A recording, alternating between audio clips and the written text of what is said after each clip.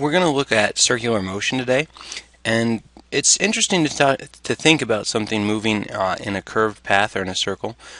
For instance, if you're sitting in a car, okay, and the car takes off, starts to go, you feel a force. Of course, if your car is sitting right here and it starts to move this way, the force is actually in the same direction as the motion. Okay, as the acceleration, the force pushes you forward, but that's not what you feel.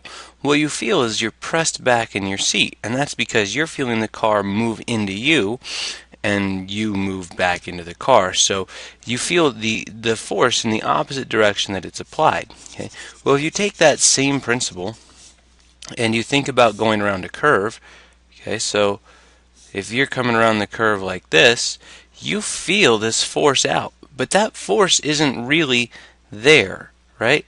That force is the force that you feel of the car trying to make you curve because you want to continue in a straight path. Your inertia wants to keep you in a straight path. Okay, but your car is going to actually force you in towards the center of that curve, okay? And that's what we call the centripetal force, okay? So actually going around a curve is accelerated motion, okay? So that's important to note. An object changing direction is accelerated. Okay? And that's because its velocity is changing because its direction is changing. Okay, so an object changing directions is accelerating, which means a force is required. Now, if you think about it, we can figure out which way that force is and which way the acceleration is at every point in time. Consider an object moving this way. Okay, but it's tied to a string, so you've got like a weight on the end of a string and you start spinning it in a circle, so you start moving it this way. A few seconds later it'll be over here, okay, and it'll still be tied to this string in the middle, but now it's moving this way. Okay, and a few seconds later it'll be over here, okay, and now it's moving this way. So let's take a look at that and see how did the acceleration change in each instance. Okay, originally we were headed up like this, okay, and then a few seconds later we're headed to the left a little bit, which means if we look at our acceleration right here, this thing was accelerating this way, okay, and if we look at it here, it's moving up and left. Now it's moving down and left, so it's accelerating this way, and here it's going to accelerate this way, and then this way, and then this way. Okay, and the commonality here is that the acceleration is always towards the center of the circle. Okay, this is called centripetal or center-seeking acceleration. Okay, so objects moving in a circular path undergo centripetal acceleration, and that just means the acceleration is towards the center. Okay.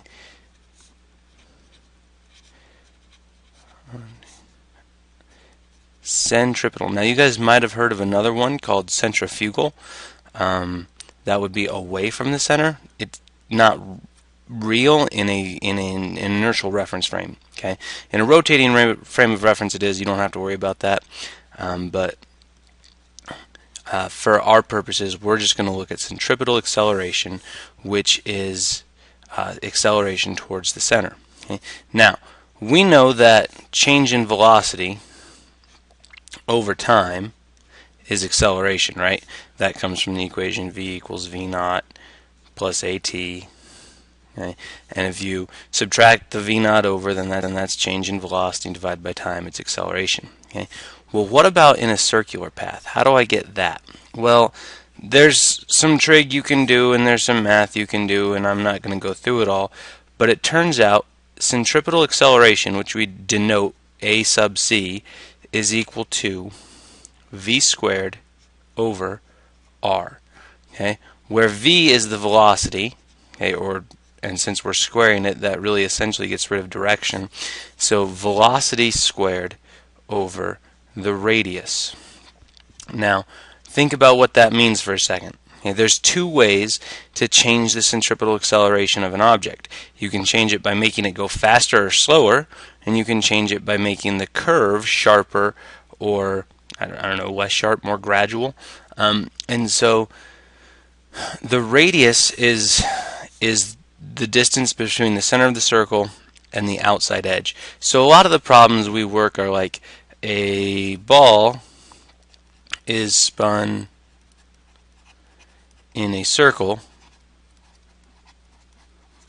by a string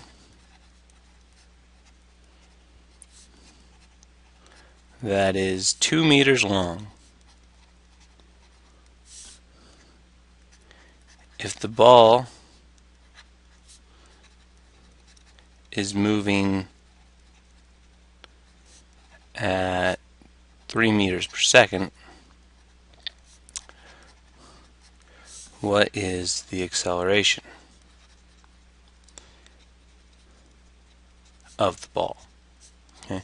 Now, this is weird because usually we think of acceleration as uniform, and when something's spinning in a circle, the acceleration is uniform in that it's always a constant value, but its direction is changing. So when we ask these questions, remember centripetal acceleration is always towards the center of the circle.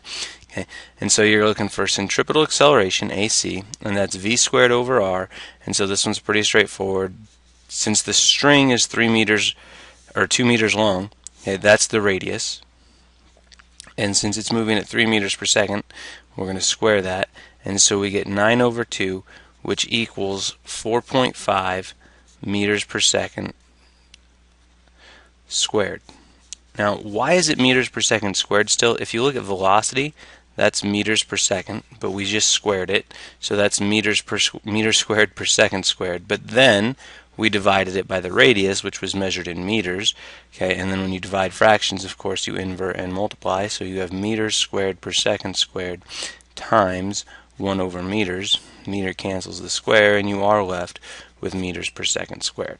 Okay, so your units do work out. Alright, so that's the acceleration of the ball in the circle.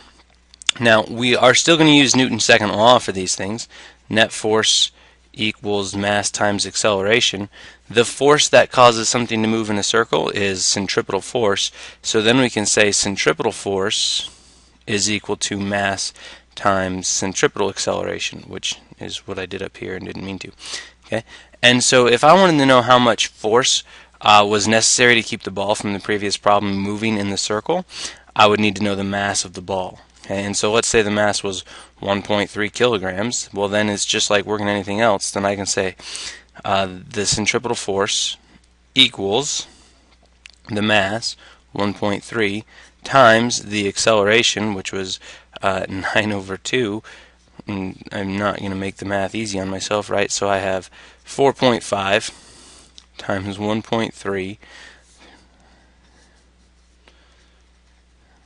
and 12, 5. Is that right?